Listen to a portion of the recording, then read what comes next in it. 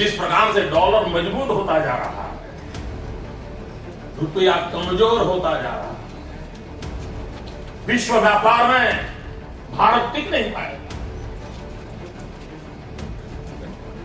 हमारे व्यापारी जो माल बाहर भेजते हैं, हमारे व्यापारी जो माल बाहर चलाते हैं, इस बोझ को सह नहीं पाएंगे।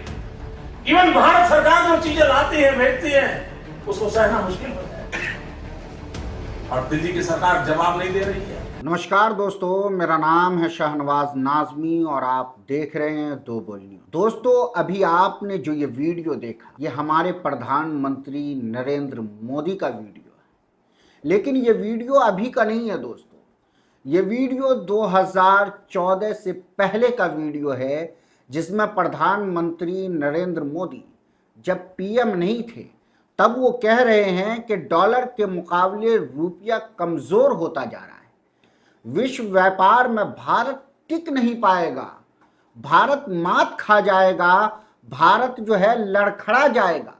लेकिन दोस्तों, आज की तारीख में डॉलर के मुकाबले रुपये लगातार गिरता जा रहा है, लगातार पतला होता जा रहा है।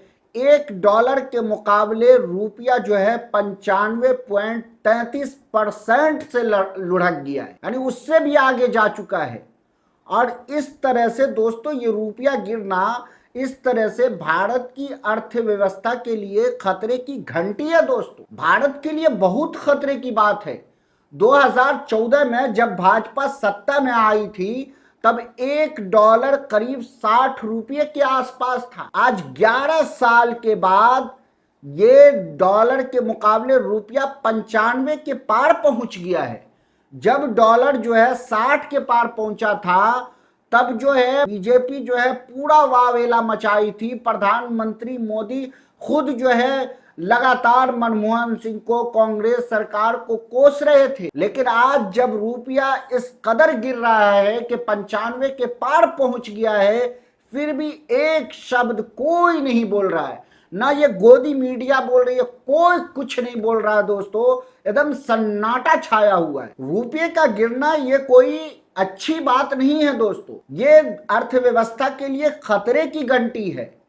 $1 के मुकाबले रुपया 95 से भी पार कर गया, मतलब कि रुपये की कीमत में लगभग ये 2014 से लेकर अब तक ये 60% की गिरावट है। 60% रुपया जो है डॉलर के मुकाबले पतला हो चुका है। और ये गिरावट सिर्फ एक नंबर नहीं है दोस्तों, इसका मतलब ये है कि इससे आयात महंगे हो जाएंगे। पेट्रोल, डीजल, खाद, तेल, इलेक्ट्रॉनिक, हर सामान महंगा हो जाएगा। अभी आप जो है कोई लैपटॉप खरीदने चले जाइए, मोबाइल लेने चले जाइए, तो कहते हैं रैम का दाम बढ़ गया है। रैम का दाम क्यों बढ़ेगा दोस्तों? जब भी डॉलर का जो है रेट बढ़ेगा, रुपया पतला होगा, तो इस तरह की महंगाई आपको देखने को मिलेगी।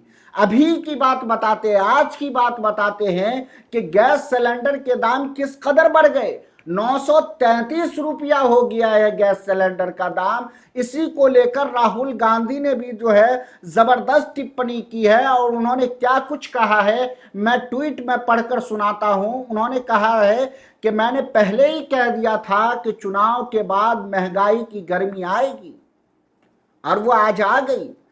आज कमर्शियल गैस सिलेंडर 993 रुपये महंगा हो गया। एक ही दिन में सबसे बड़ी बढ़ोतरी ये चुनावी बिल है। इस महंगाई को राहुल गांधी चुनावी बिल बता रहे हैं। फरवरी से अब तक 1380 रुपये की बढ़ोतरी, सिर्फ 3 महीने में 81% का इजाफा। वो ये लिख रहे हैं राहुल गांधी। आगे वो लिख रहे हैं कि चाय वाला, ढाबा, होटल, बेकरी, हलवाई, हर किसी की रसोई पर बोझ बढ़ गया है और इसका असर आपकी थाली पर भी पड़ेगा। पहला वार गैस पर, अगला वार पेट्रोल डीजल पर आएगा। वो चेता रहे हैं राहुल गांधी कि ये जो है अभी गैस के दाम बढ़े हैं, अब पेट्रोल डीजल के भी दाम बढ़ेंगे दोस्तों। और ये राहुल गांधी जो जो ये बात बोलते हैं वैसा ही वैसा होता आया है।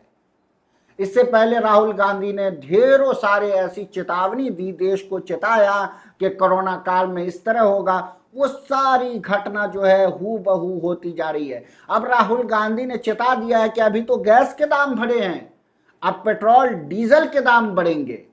इन्हीं मुद्दे पर जो है कांग्रेस की प्रवक्ता सुप्रिया श्रीनेत ने एक पोस्ट किया, और वो पोस्ट नरेंद्र मोदी का 2013 वाला बयान पोस्ट किया, जिसमें मोदी जी कह रहे हैं कि क्या कारण है दोस्तों कि देश का पैसा पतला होता जा रहा है। ऐसे नहीं होता है दोस्तों, जो है देश को जवाब देना पड़ेगा। वो मनमोहन सिंह जी से सवाल कर रहे थे कि देश को जवाब देना पड़ेगा। आप ये वीडियो देखिए।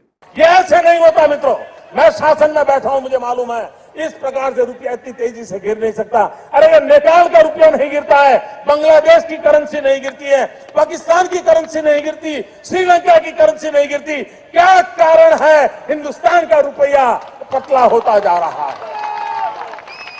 ये जवाब देना पड़ेगा आपको, देश आपसे जवाब मांग रहा है। किस तरीके से प्रधानमंत्री मोदी मनमोहन सिंह से जवाब मांग रहे थे। ये वीडियो देखने के बाद प्रधानमंत्री जी से यही कहना है कि आज देश सचमुच आपसे जवाब मांग रहा है, आपसे पूछ रहा है कि 2013 में जब आप विपक्ष में थे तब रुपया 55 से 68 के बीच गिरा था, तो आपने पूरे देश में वावेला मचा दिया था, हंगामा खड़ा कर दिया था। आज आपकी सरकार में रुपया 95 के पार पहुंच गया है, तो आप चुप क्यों है, जवाब क्यों नहीं देते। दोस्तों, ये कोई साधारण गिरावट नहीं है, ये 12 साल के अच्छे दिनों की असलियत है, अच्छे दिनों का नतीजा है। यही है अच्छे दिन, खूब लीजिए अच्छे दिन तो आ ही गए। याद कीजिए 2009-2014 के यूपीए सरकार के आखिरी साल में रुपया कुछ समय के लिए 68 रुपये तक गिर गया था।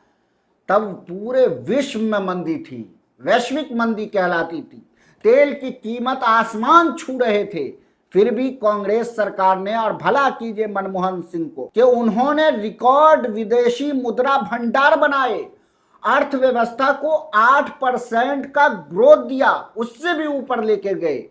और आज क्या हाल है दोस्तों, पिछले दिनों की बात है कि हमारी अर्थव्यवस्था 4th लार्जेस्ट अर्थव्यवस्था कहलाती थी पूरी दुनिया में, वो भी लुढ़क के 6ठे अर्थव्यवस्था पे हम पहुंच गए। और मनमोहन सिंह इतने ये थे, बुद्धिमान थे, पूरी दुनिया उसकी तारीफ करती है। उन्होंने उस मंदी के दौर में गरीबों के लिए मनरेगा जैसे स्कीम, फूड सिक्योरिटी जैसे ऐतिहासिक कानून बनाए थे। और आज 2024-26 में मोदी सरकार के तीसरे कार्यकाल में रुपया लगातार गिर रहा है, लेट रहा है एकदम। आरबीआई के पास रिजर्व ज्यादा होने के बावजूद पेट्रोल डीजल की कीमतें स्थिर रखने के नाम पर सरकार ने सब्सिडी का बोझ बढ़ा दिया, लेकिन रुपये की रीढ़ बिल्कुल टूट चुकी है। रुपया बिल्कुल पतला और दुबला होता चला जा रहा है। सुप्रिया श्रीनेत ने जो वीडियो पोस्ट किया है उसमें साफ दिख रहा है कि अप्रैल के पहले हफ्ते में 92 के आसपास था रुपया, यानी $1 के मुकाबले में रुपया 92 पर झूल रहा था, और महीने के आखिरी तक 95.33 पर पहुंच गया, यानी महज 25 दिन में 3 रुपये से ज्यादा गिर गया है रुपया। दोस्तों, मोदी जी 2014 में आपने वादा किया था कि रुपया गिरेगा नहीं, चमकेगा, लहकेगा, मजबूत होगा, हमारी अर्थव्यवस्था दौड़ेगी। आपने कहा था कि ये जो रुपया पतला और दुबला हो रहा है, ये कांग्रेस की लूट और घोटालों की वजह से जो है रुपया दुबला और पतला हो जा रहा है। आज आपकी सरकार में कोई घोटाला नहीं हुआ, तो क्यों ये रुपया पतला होता जा रहा है? तो फिर ये रुपया क्यों गिर रहा है? क्योंकि असली वजह घोटाला नहीं है, तो क्या आपकी नीतियां हैं कि बिना सोचे समझे जीएसटी और नोटबंदी ने छोटे व्यापारियों को तो तबाह कर ही दिया। चीनी सामान के आयात ने हमारे मैन्युफैक्चरिंग को किस तरह कमजोर किया है दोस्तों, वो भी दुनिया से छुपा नहीं। निर्यात बढ़ाने के बजाय आप चीन से मुकाबला का नारा देते रहे, लेकिन ट्रेड डिफिसिट बढ़ता गया और सबसे बड़ी बात, केंद्रीय बैंक को राजनीतिक दबाव, आरबीआई ने कई बार चेतावनी दी, लेकिन आपकी सरकार ने सिर्फ सब ठीक है, सब चंगा सी का गाना गाया। और हो क्या रहा है, हम जो है अर्थव्यवस्था में भी छठे नंबर पे पहुंच गए और जो है डॉलर के मुकाबले रुपया किस कदर कमजोर होता जा रहा है ये भी आप लोगों की नजरों के सामने है। डॉक्टर मनमोहन सिंह की सरकार में विदेश मुद्रा भंडार 300 बिलियन डॉलर के करीब पहुंचा था।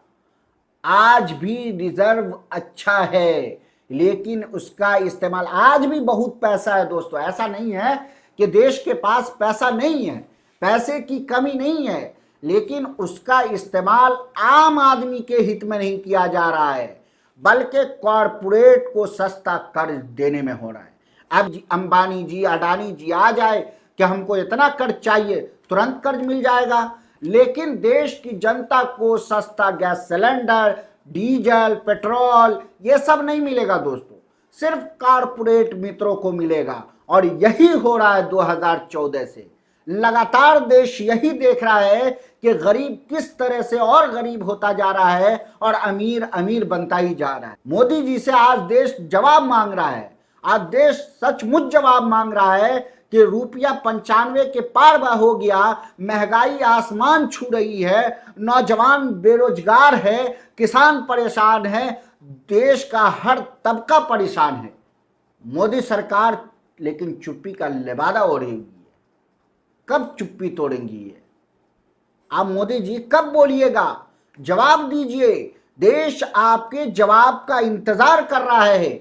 आपको जवाब देना होगा कि देश किस कदर परेशान है, लोग जो है महीनों महीनों से परेशान है, गैस सिलेंडर में लाइन में लगना पड़ रहा है, लेकिन जो है इस पर कोई कुछ नहीं, उल्टा कहते हैं कि विपक्ष जो है बदनाम कर रहा है, सरकार या देश को बदनाम कर रहा है। लगातार इस तरह की बातें आ रही है दोस्त, लेकिन हम यही कहेंगे कि डॉलर लगातार गिर रहा है, किस कदर मंदी आने वाली है, किस कदर महंगाई बढ़ेगी, ये तो समय और वक्त ही बताएगा। इन तमाम मुद्दों को आप किस तरह से देखते हैं कमेंट करके ज़रूर बताएं। अगर हमारी वीडियो अच्छी लगी हो तो लाइक करें, शेयर करें और चैनल को सब्सक्राइब करना बिल्कुल भी ना भूलें। फिर मिलते हैं अगली वीडियो में, जब तक के लिए शुक्रिया, नमस्कार।